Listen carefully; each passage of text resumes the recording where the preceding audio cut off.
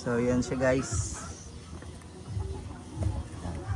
Plus 2, itong isa, kasi ito na stock. Okay. Mas mahaba siya ng konti. Konti lang naman kasi 2 inches lang naman ang hinaba eh. Hindi naman siya mahaba. No? Pero gaan to. Sobrang gaan. Para dito, ito mabigat to. Medyo mabigat yung stock para dito. Mukhang maganda na nga ulit ang panahon mga boss. Kaya ikakabit na natin ang swing arm ni RSX 150. Pero bago natin siya ikabit, ipalitan na muna natin itong gulong natin. Tignan mo naman guys, upod na siya. So palitan na muna natin yan. Let's go!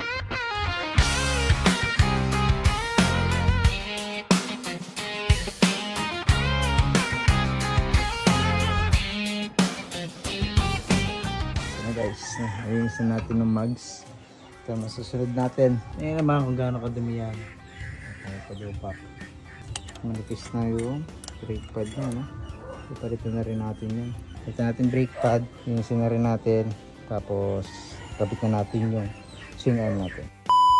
Sulit na siguro to guys, no? Kaya naman, pabakal na konti na lang. Sulit talaga. Kaya pala guys, di ko pa napapakita sa inyo yung swing arm na kakabit natin. So, ito, ang kakabit natin. So, ito yan guys. Pili, numbering na siya dito.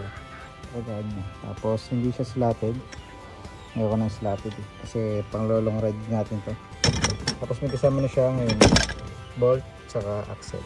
Kasama na. Palit na natin nung preno natin. Binababad ko lang to sa decreaser para matagal lumamantya. Feeling ko may plitong hose, no? Para doon. Pero may extra naman tayo dyang hose. Nakatago naman. So kakabit na natin yon. Kadena. May exceed ng kadena. Kailangan din palitan ng kadena. Tanggalin natin ito, tapos linisin natin para makabit na natin itong swing arm. Tapos kakabit ko na nung gulong dito.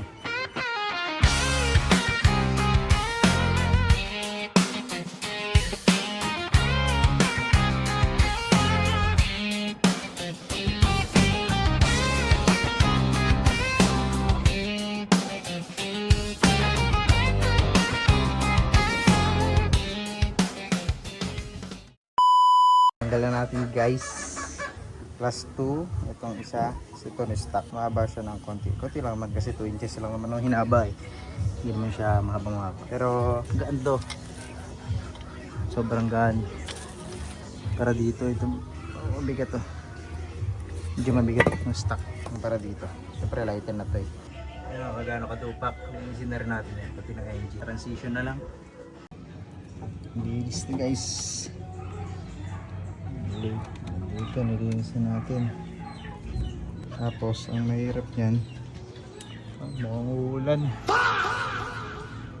kulog-kulog pa, sayang ang dinis.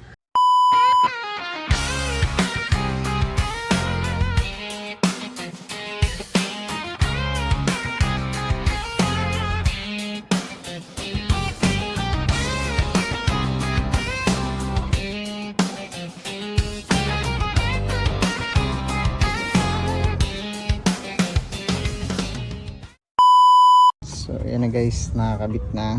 So pili swing arm. Ito ang pinaproblema ko kung aabot ba yung cable, pero may extra naman tayo dyan.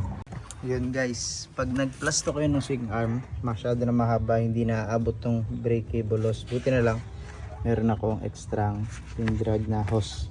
Ito, pasok to 60 centimeters ang kanyang sukat. May kasama siyang ganito guys.